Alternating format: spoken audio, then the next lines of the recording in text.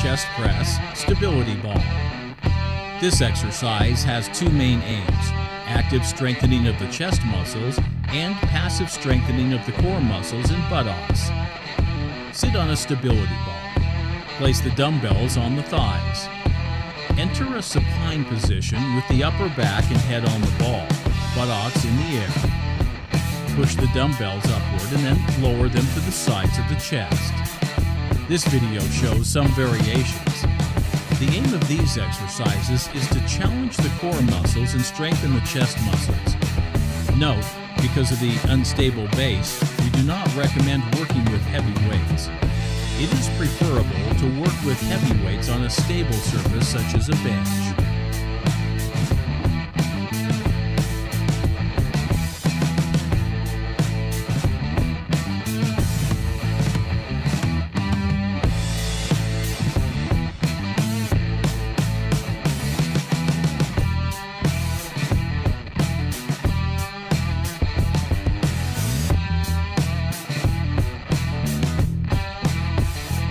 Muscles in the gluteus maximum are statically active while holding the pelvis in the air.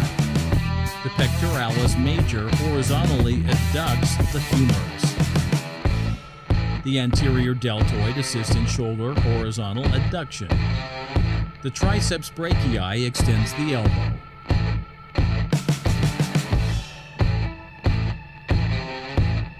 It's important to maintain the natural curves in your spine to prevent lower back strain. Common problem: lumbar flexion in the deep squat stage because of mobility limitations in the hip joints and pelvis. In full squat, freedom of movement and good mobility in the hip joints and pelvis are essential for maintaining neutral spinal curves. Perform the squat up to the stage in which we cannot maintain the lumbar curve. In other words, adapt the full squat to the exerciser's needs. Each exerciser has his full, even if this means not getting all the way down.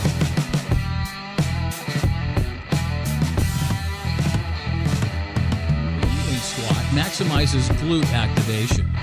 The target muscles are the gluteus maximus and quadriceps, colored in red. Tell your trainee to squeeze the buttocks, not by creating hip extension. Then, once the activation has been mastered, the trainee begins extending the torso through the hip joint. The movement is through the hip joint. Keep your back straight.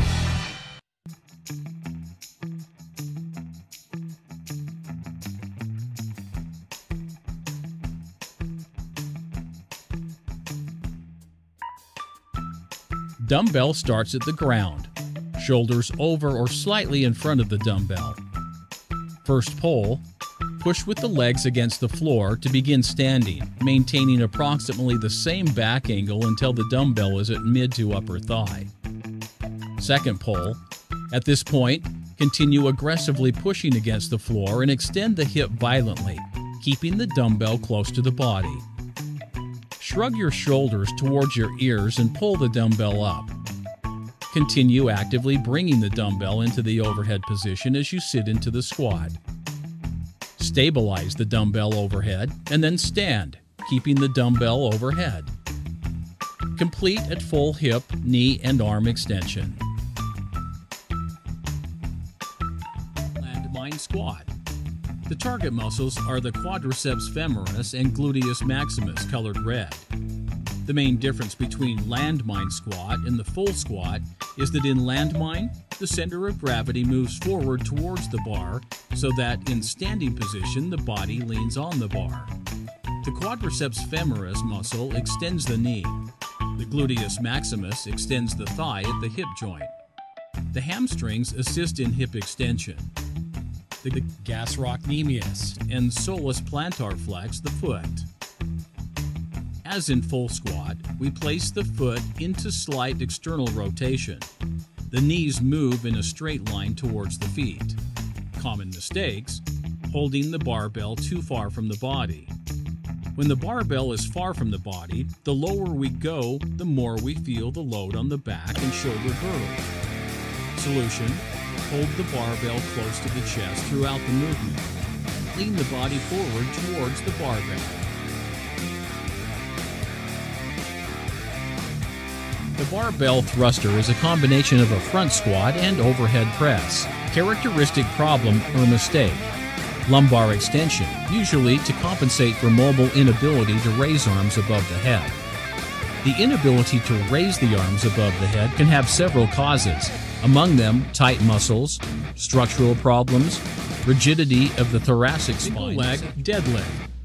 The single leg deadlift is a whole body, complete functional exercise that can be used for rehabilitation, as well as strength and conditioning purposes alike.